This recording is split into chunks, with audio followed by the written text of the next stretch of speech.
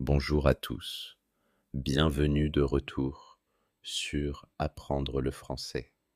J'espère que vous allez tous bien et que vous êtes impatients d'apprendre quelque chose de nouveau aujourd'hui. Si vous êtes quelqu'un qui souhaite parler français couramment, avec confiance et naturel, alors cette leçon est faite pour vous. Aujourd'hui, je vais vous apprendre comment penser en français, ce qui est l'une des étapes les plus importantes pour devenir un locuteur francophone fluide.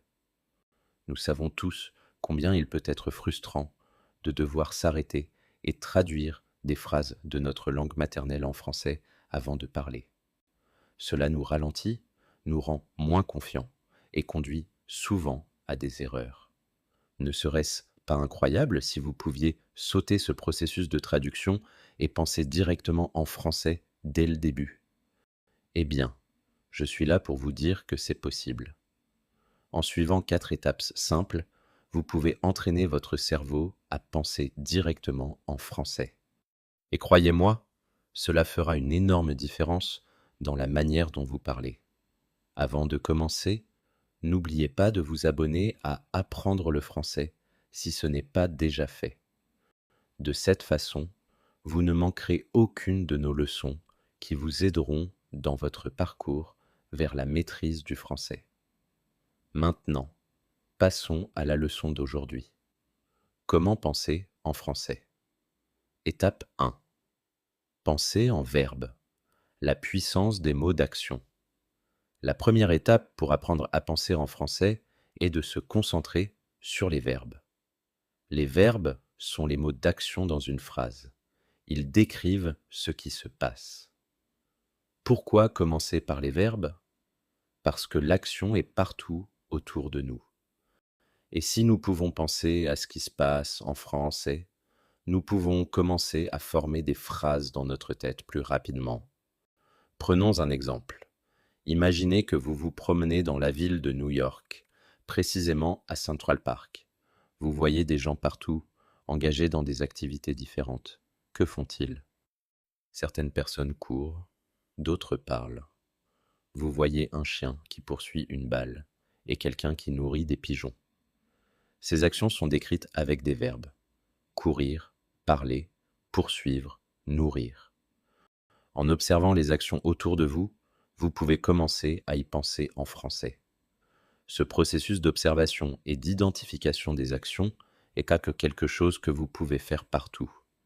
Que vous soyez debout à un arrêt de bus à Londres, en train d'attendre à un feu de circulation ou assis dans un café à Paris, il y a toujours des actions qui se déroulent autour de vous.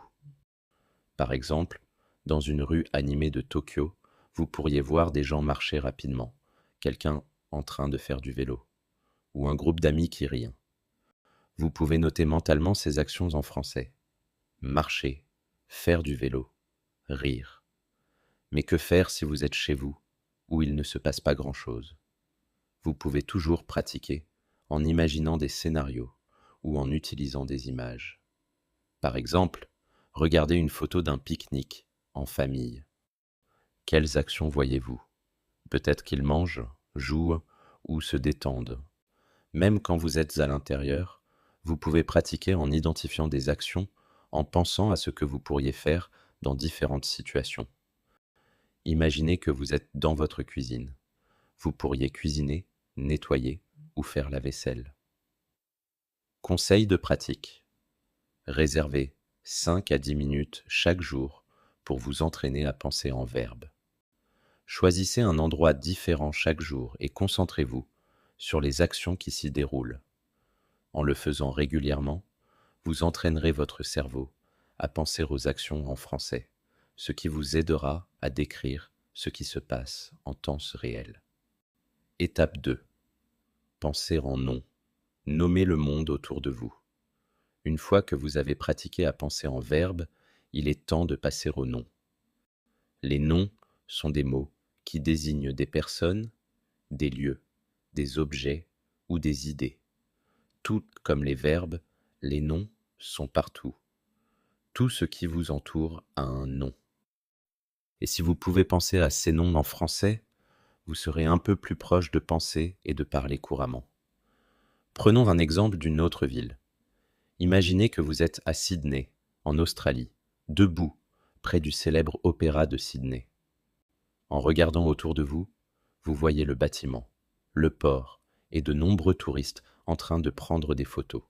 Vous voyez aussi un bateau dans l'eau et quelques mouettes qui volent au-dessus.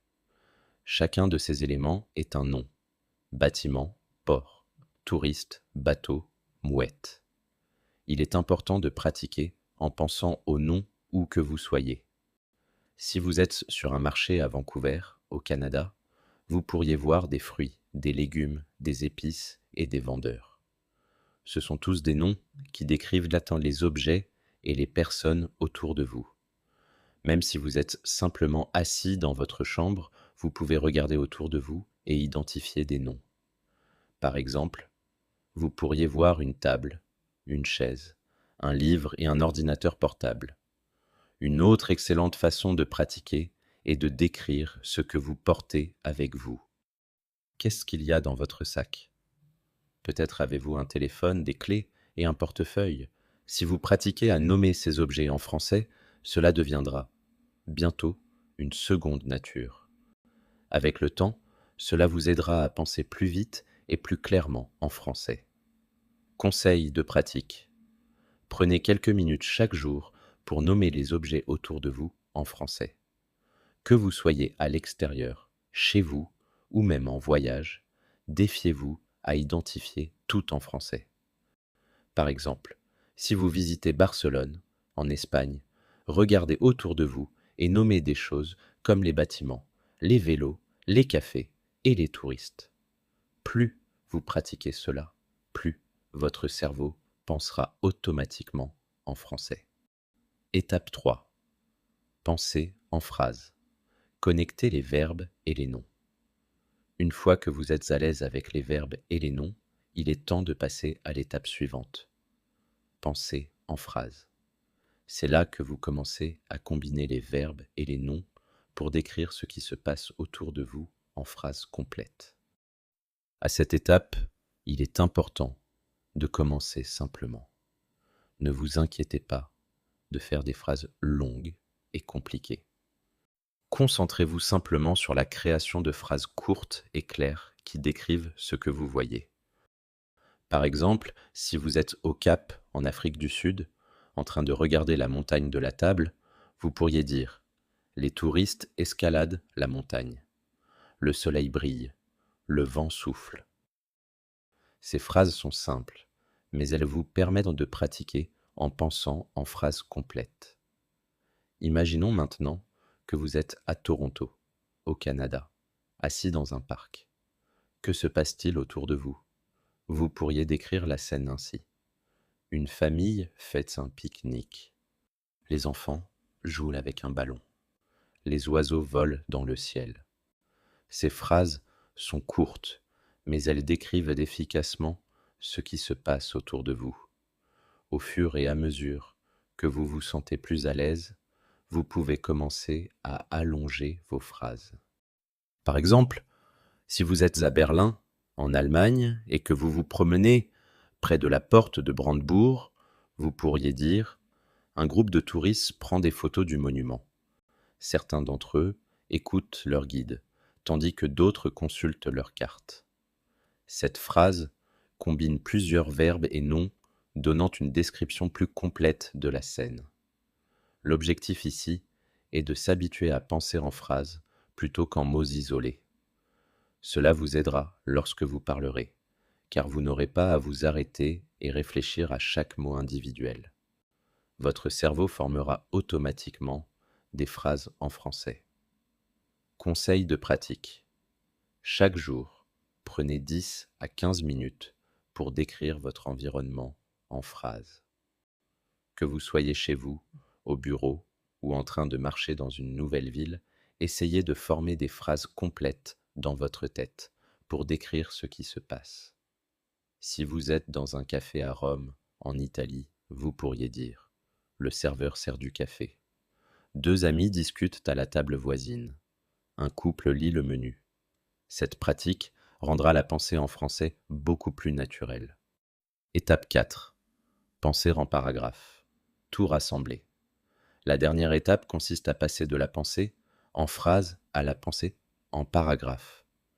Cela signifie décrire tout ce qui vous entoure de manière plus détaillée, raconter une histoire complète ou créer une image plus vivante de la scène. Imaginez que vous visitez la Grande Muraille de Chine. Voici comment vous pourriez la décrire dans un paragraphe. Je suis debout sur la Grande Muraille et la vue est incroyable. Les montagnes s'étendent à perte de vue et la muraille serpente à travers le paysage. Il y a des touristes tout autour de moi qui prennent des photos et se promènent le long de la muraille. J'entends des gens parler dans différentes langues et une brise fraîche souffle dans l'air. Les marches sont raides et la pierre est usée par des siècles d'utilisation. Dans ce paragraphe, vous avez tout combiné. Les verbes, marcher, parler, les noms, touristes, montagne, muraille, et les phrases pour créer une description complète de la scène. En pratiquant cela, vous commencerez à penser en français plus naturellement, car vous ne formerez pas seulement de courtes phrases. Vous serez capable de décrire les choses en détail. Prenons un autre exemple. Imaginez que vous vous promenez dans un marché animé à Istanbul, en Turquie. Vous pourriez décrire la scène ainsi. Le marché est rempli de gens, tous occupés à faire des achats et à marchander avec les vendeurs. Je peux sentir les épices dans l'air, et les couleurs vives des tapis et des textiles attirent mon regard. Un homme vend du thé depuis un chariot, et des groupes de touristes prennent des photos. Le bruit des gens qui parlent et rient remplit l'air, et l'atmosphère est vivante et énergique. Lorsque vous pratiquez à penser en paragraphes comme cela, vous entraînez votre cerveau à décrire des événements et des scènes en détail sans avoir à vous arrêter pour traduire depuis votre langue maternelle. Cette étape est essentielle car elle vous aide non seulement à penser en français, mais aussi à exprimer vos pensées de manière plus cohérente et fluide. En vous concentrant sur la formation de paragraphes, vous pouvez parler plus naturellement et longuement, ce qui est crucial lorsque vous visez la fluidité. Prenons un dernier exemple pour pratiquer. Imaginez que vous êtes assis dans un café cosy à Amsterdam, aux Pays-Bas. Voici comment vous pourriez décrire la scène dans un paragraphe. Je suis assis à une petite table près de la fenêtre en train de siroter mon café. Le café est chaleureux et accueillant, avec de la musique douce qui joue en arrière-plan. Dehors, je vois des gens faire du vélo le long du canal. Le ciel est nuageux et il semble qu'il va pleuvoir bientôt. À l'intérieur, quelques personnes lisent des livres et un couple discute tranquillement autour de leur petit déjeuner. L'odeur du pain, fraîchement cuit, emplit l'air et l'atmosphère est calme et paisible. Dans ce paragraphe, vous avez combiné tous les éléments, verbes, noms et phrases, pour créer une image vivante de la scène. C'est la dernière étape de la pensée en français, où vous pouvez décrire des situations en détail, tout comme vous le feriez dans votre langue maternelle. Prenez quelques minutes pour décrire votre journée dans un paragraphe. Commencez à partir du moment où vous vous êtes réveillé et réfléchissez à tout ce qui s'est passé. Qu'avez-vous fait? Où êtes-vous allé? Qui avez-vous rencontré? Essayez de tout décrire en français. Par exemple, aujourd'hui a été une journée bien remplie. Je me suis réveillé tôt et je suis allé me promener dans le parc. Il faisait beau et j'ai vu beaucoup de gens faire de l'exercice. Ensuite, j'ai pris le petit déjeuner dans un petit café. J'ai commandé un cappuccino et un croissant. Plus tard, je suis allé travailler et j'ai eu une réunion avec mon équipe. Nous avons discuté de notre nouveau projet et tout le monde avait de super idées. Le soir, j'ai retrouvé un ami pour dîner au restaurant. Nous avons passé un excellent moment à discuter de notre semaine. Ce type de pratique quotidienne ne vous aidera pas seulement à penser en français, mais aussi à améliorer votre capacité à vous souvenir et à décrire des événements en détail. Mettre tout ensemble. Atteindre la fluidité grâce à la pratique. À ce stade, vous devriez avoir une compréhension claire des 4 étapes de la pensée en français. Pensez en verbe. Concentrez-vous sur les mots d'action et décrivez ce qui se passe autour de vous. Pensez en nom. Nommez les personnes, les lieux et les choses que vous voyez dans votre environnement. Pensez en phrases. Combinez les verbes et les noms pour former de courtes phrases simples. Pensez en paragraphes. Rassemblez tout pour créer des descriptions détaillées des scènes et des événements. Chacune de ces étapes repose sur la précédente, vous aidant à développer la capacité de penser directement en français sans avoir besoin de traduction.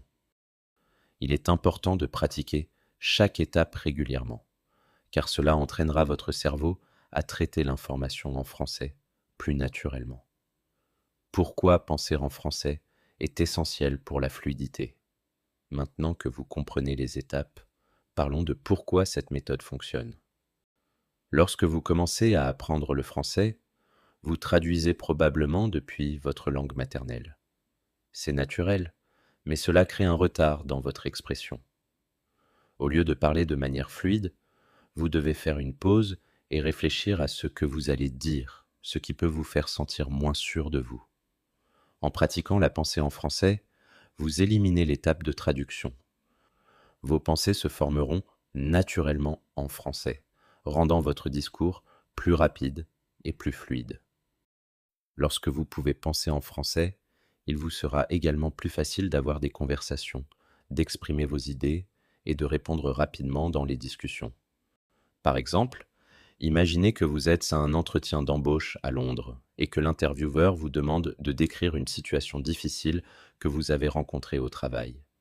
Si vous pensez dans votre langue maternelle, vous pourriez avoir besoin d'un moment pour traduire vos pensées en français.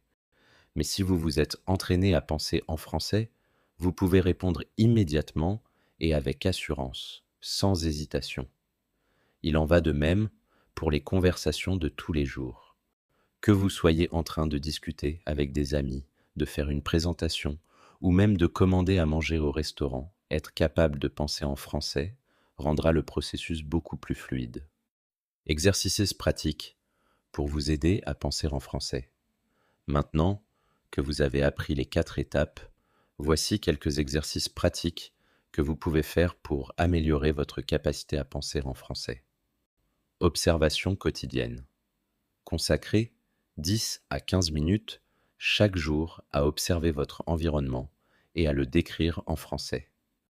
Que vous soyez dans le bus, au parc ou en train de vous promener dans votre quartier, lancez-vous le défi de décrire tout ce que vous voyez en utilisant des verbes, des noms et des phrases. 2 descriptions d'images.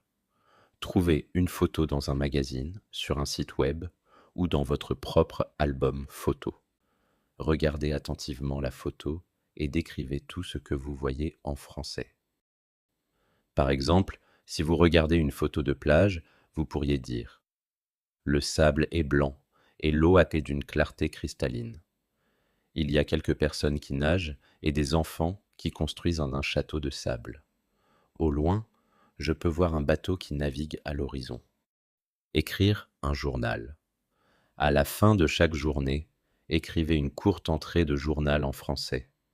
Commencez par décrire ce que vous avez fait ce jour-là, où vous êtes allé et qui vous avez rencontré. Au fur et à mesure que vous vous entraînez, essayez d'inclure plus de détails dans vos descriptions. Parlez-vous à vous-même. Si vous n'avez personne avec qui pratiquer le français, vous pouvez vous entraîner en vous parlant à vous-même. Choisissez un sujet et essayez d'en parler pendant quelques minutes. Par exemple, vous pourriez décrire votre film préféré, expliquer comment préparer votre plat favori ou parler de vos plans pour le week-end. Fixez-vous des défis linguistiques.